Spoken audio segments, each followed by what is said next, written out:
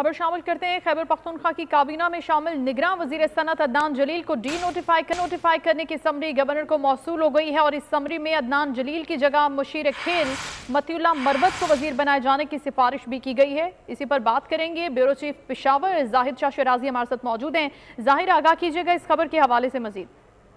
जी बिल्कुल, governor house जराए ने तस्दीक की और खुद अदनान जलील ने भी तस्दीक की है कि उनको वजारत से हटाने के हवाले से समरी पहले वज़ीर आला खैबर पख्तूनख्वा आजम खान के पास भिजवाई थी, जिन्होंने इस समरी को मंजूर करते हुए गवर्नर के पास भेजा है और अब उनको नोटिफाई किया जाएगा। जो इस वक्त सूरत हाल है हमारी अदनान जलील से भी बात हुई और उनका ये कहना है कि उन्होंने बड़े पैमाने पर केपी इज़्मक, हतार इंडस्ट्रियल स्टेट और दूसरे सनती मामलात के अंदर बड़े पैमाने पर जो करप्शन हुई थी उसकी इंक्वायरी के हवाले से ऑडिट करवाने की रिकमेंडेशन दी थी, जिसके बाद शायद उनको इसकी सजा दी जा रही है और उन्हें हटाया जा रहा है। तमाम उन्होंने अपनी पार्टी अवामी नेशनल पार्टी की लीडरशिप से भी ये कहा है कि पिछली 3 नस्लों से वो पार्टी की खिदमत करें और इस तरीके से उनको अगर पार्टी मिनिस्ट्री से हटाया जाता है तो ये बिल्कुल एक नाजायज अमल होगा। दूसरी तरफ उन्होंने वज़ीर आला खैबर पख्तूनख्वा और मरकजी हुकूमत से भी मुतालबा किया है कि वो इन तमाम मामलात की छानबीन करें।